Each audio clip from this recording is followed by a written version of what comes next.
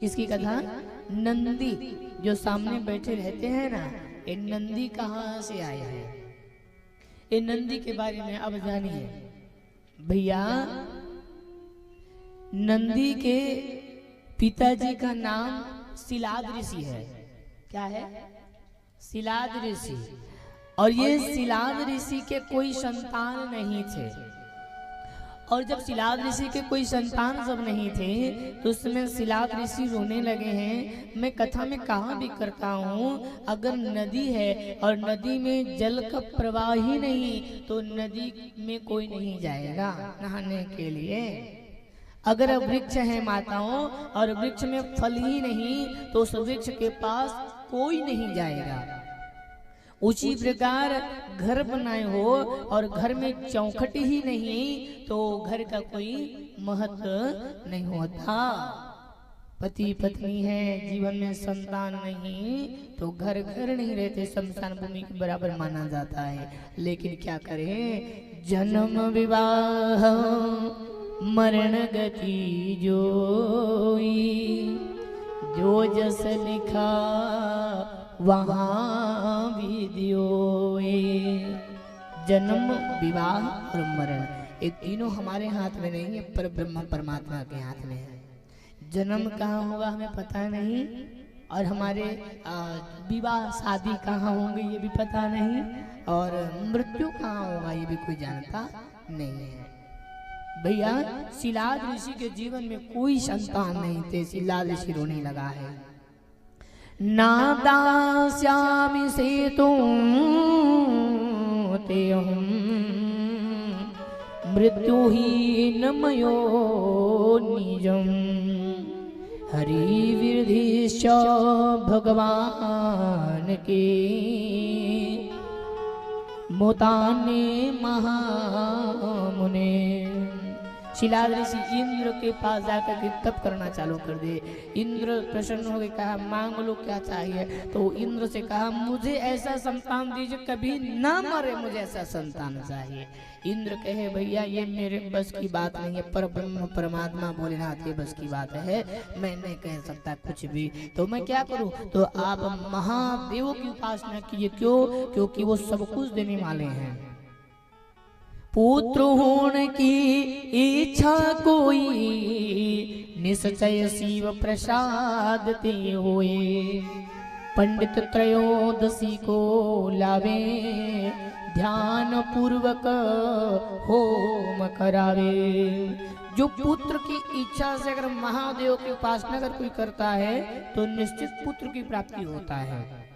जैसे जल चढ़ाई सो, जल चढ़ाई सो और चावल चढ़ाई सो, बेलपत्र चढ़ाई सो, अलग अलग अलग अलग उनके नियम बताए गए हैं।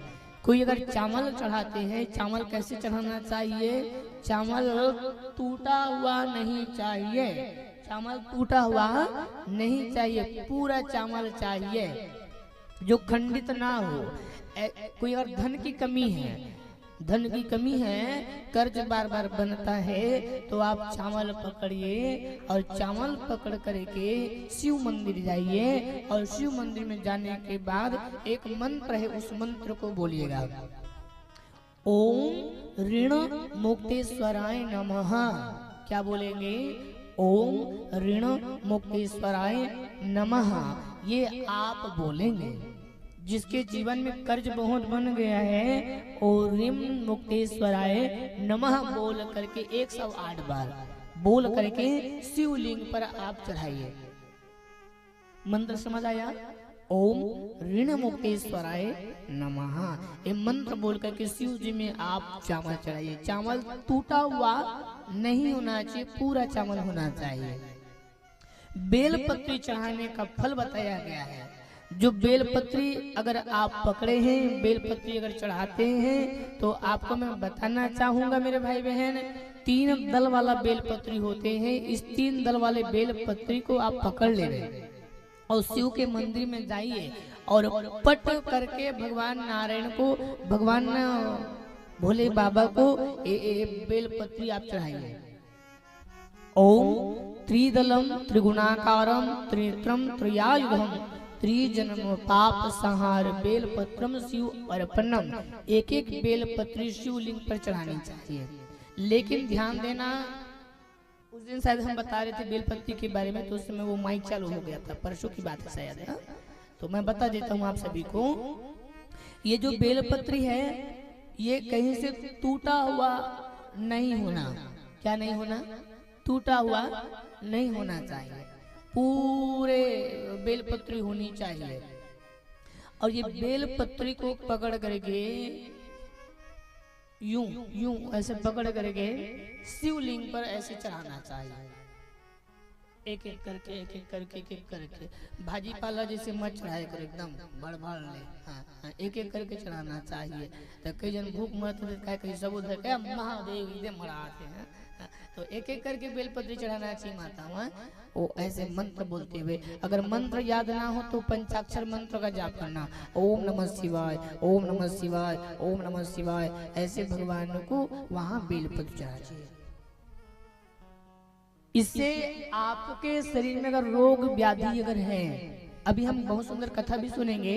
जो कथा है, बादल गरजता है, बिजली चमकते हैं, तो उस समय बच्चे को भय रहता है, डर रहता है कि बादल गरज रहा है, बाहर मत निकलो। छत्तीसगढ़ की भाषा अगर कहूँ तो लाम्हा लइका ला डर रही थी का चीज के बिजली कड़के से और बादल गरजे से कहीं मृत्यु ना हो जाए।